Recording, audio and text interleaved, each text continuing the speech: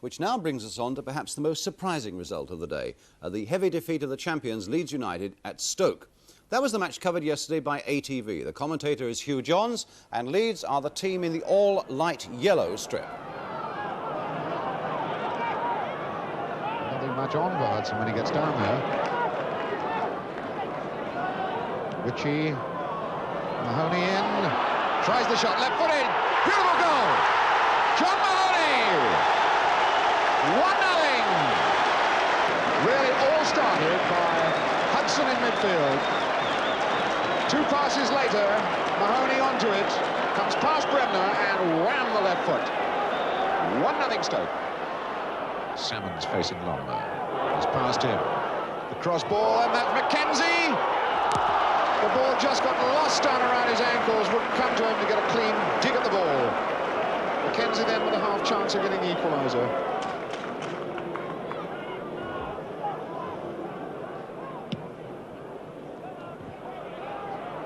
Ritchie on for Greenough. Ritchie goes again. Little chip is wanted. Tremendous bit of reaction goalkeeping then by Dave Harvey. Just managed to fingertip that one over the bar. Neat bit of working by the 2 Stoke strikers. John Ritchie did it all right. The little chip aimed to lob it over Harvey's head, and the goalkeeper reacted quickly. Just over the bar. Anyway, the corner to Stoke. Salmons takes it.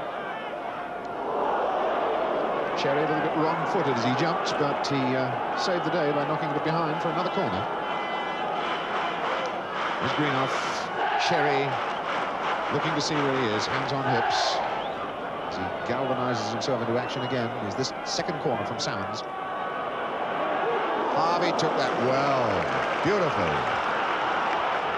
And it's Lorimer breaking out for Leeds.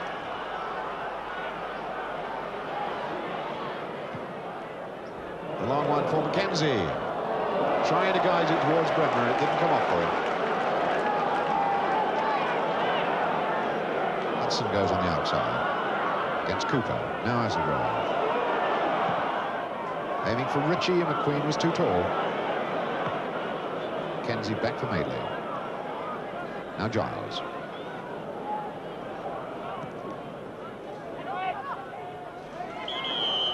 Bremner getting it in the back from Salmons.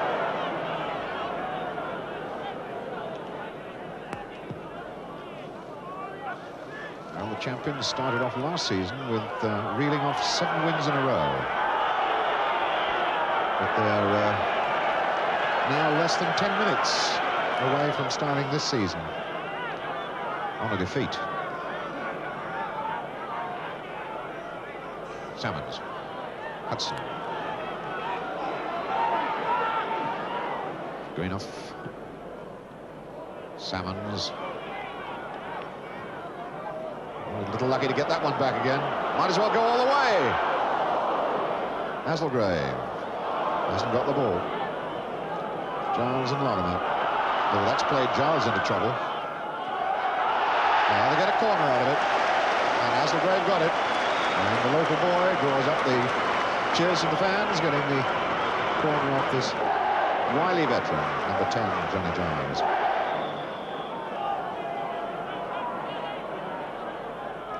Hudson to loop it in there. Oh, well taken, Harvey. Right at the feet of John Ritchie. The ball put there by the twisting header of Greenough. Cooper comes out. Madeley. Mackenzie. Tackle from behind by Dodd.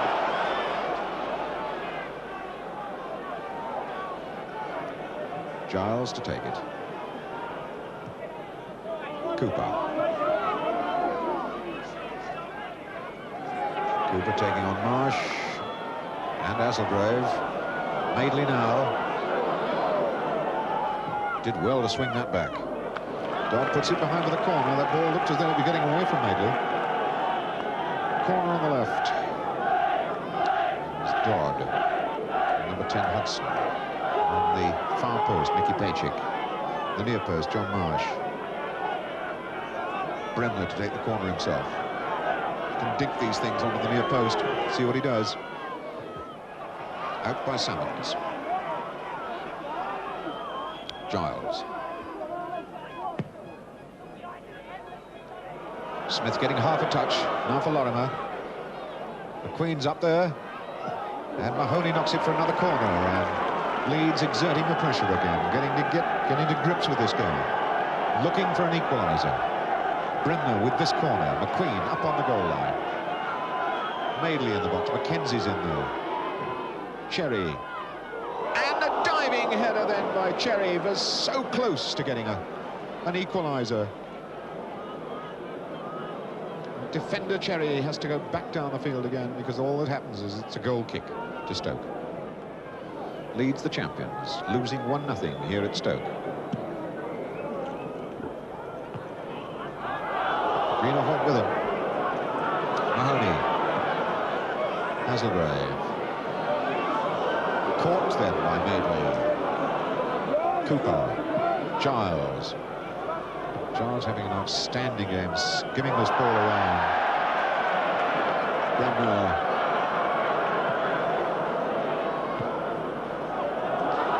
Hudson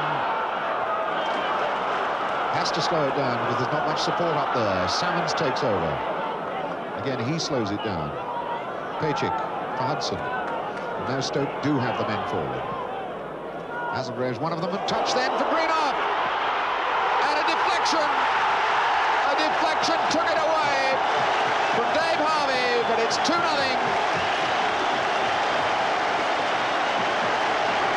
Jimmy Greenough signals his satisfaction that the ball goes in the net. The break then coming from the left side. Hazelgrave knocking it forward.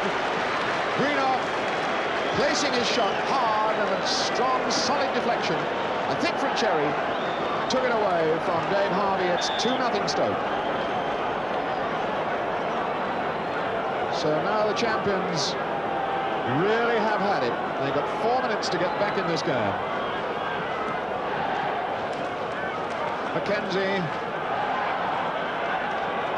So Brian Clough's first appearance as manager of Leeds in a league match. Looks as though it's not going to be a happy day.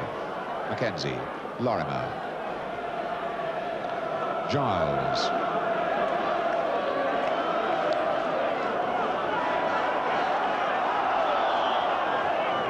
Free kick finally to Stoke.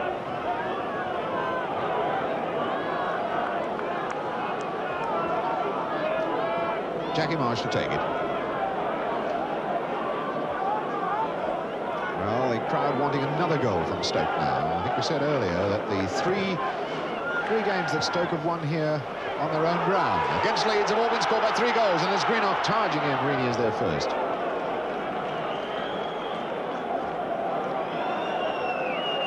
The last 2 occasions it's been 3-2. Back in 67-68 it was 3-0. At the moment it's 2-0 to Stoke. As Cooper takes it for Leeds. Jordan.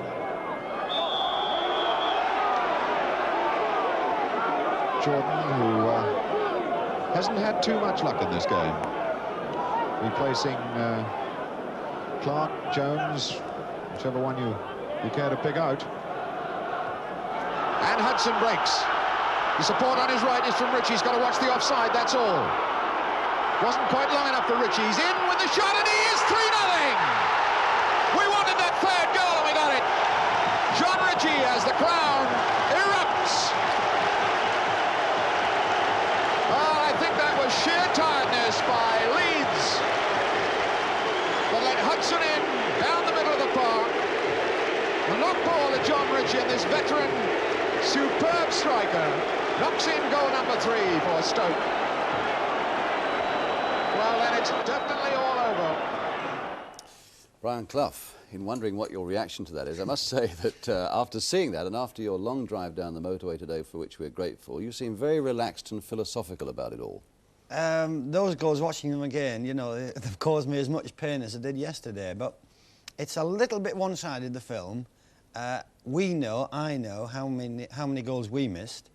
I know how well we played, and if it had been perhaps 3-0 to Leeds at half-time, then the game would have been over. Yes, we should establish that that was, in fact, the second half that we showed highlights of there, and you dominated the first half. We dominated 80% of the game. But missing chances, that's something you can do very little about. I mean, how bad were the chances that were missed? Well, they were bad enough. They were spread right along the line. I thought the one of young Mackenzie's there was the least of the good chances. That was a bit tight. He'd missed one a lot easier than that.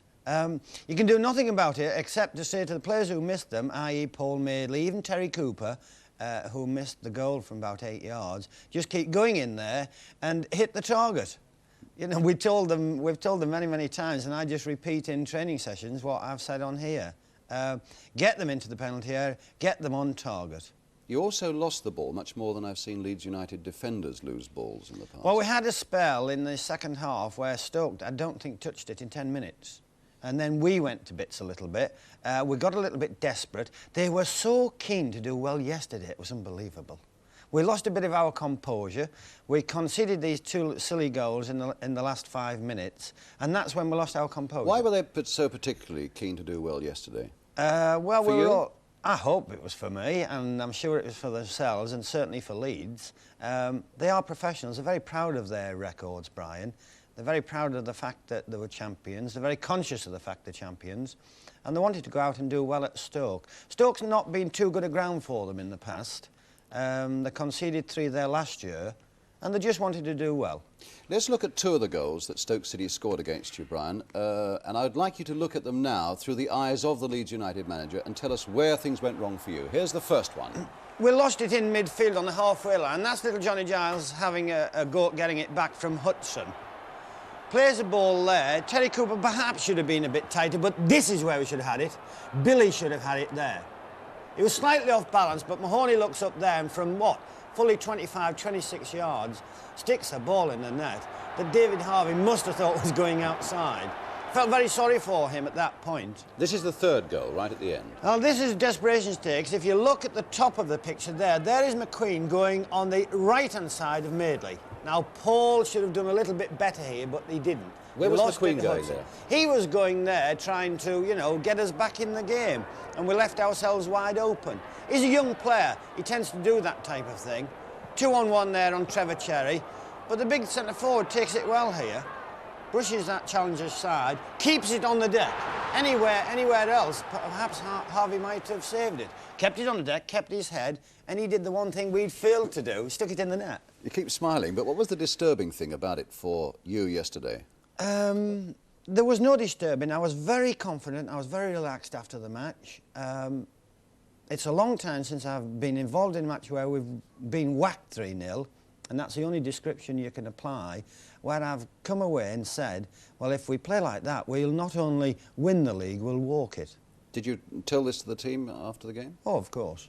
Of course. The heads were down on the floor. It was inevitable that they were, you know, bitterly disappointed. But it'll be sleeves rolled up on Monday morning, and believe me, I don't know what the First Division is going to do when we put our full team out. Yes, because you had 1 or 2 out with suspensions and so on. Norman Hunter, Alan Clark. Yeah, we've got this problem at the start of the season, and now, of course, on Wednesday night when we play QPR, we have Billy out as well. So it's Billy, Norman and Alan Clark. I'll send them all down here for a relaxing half hour. Well, I tell you what, now that you're down here in London, let's talk a little bit about the London scene. When I was with you in Leeds earlier in the week, you weren't holding out too many hopes for London this season. Well, I couldn't see you overtaking the Leeds and the Liverpools, and perhaps the Derbys and the Ipswiches, that type of thing. And the results didn't go too well yesterday. For the fact that you think you are the capital of football, you know, I think you were 2 out of 20 yesterday in points, something like that. Arsenal kept the flag flying. You know, Orient were beaten. Chelsea had a bad result. West Ham were whacked. Why do these things happen? Is it just a cycle that London's going through? Brighton beat Crystal Palace. Let me finish. Yes, they're just going through. Did you miss a Peter bad Taylor time. yesterday? Oh, of course I missed him. Of course I missed him. It's the first time for years we've not been together on the opening of a season. He had a superb result, and he well deserved it. But I'm still puzzled by this London thing. I mean, do you think it's as bad that we haven't got a prayer down here this season? I can't see you winning the championship. And that's always a bad sign, because that is the bread and butter, and that is the thing that every manager wants to win. Obviously, you'll have as much chance in the cup ties as anybody has, but If you ask any pro, or ask any supporter, or ask any manager, ask anybody connected with football, what's the thing to win? It is the First Division. Well, it's nice to have you down here in London again for this big match programme, Brian, and it's good to see you as relaxed and as smiling as you are, and I hope the results go a little bit better for you from now on. Thank you very much for coming today. And that's it.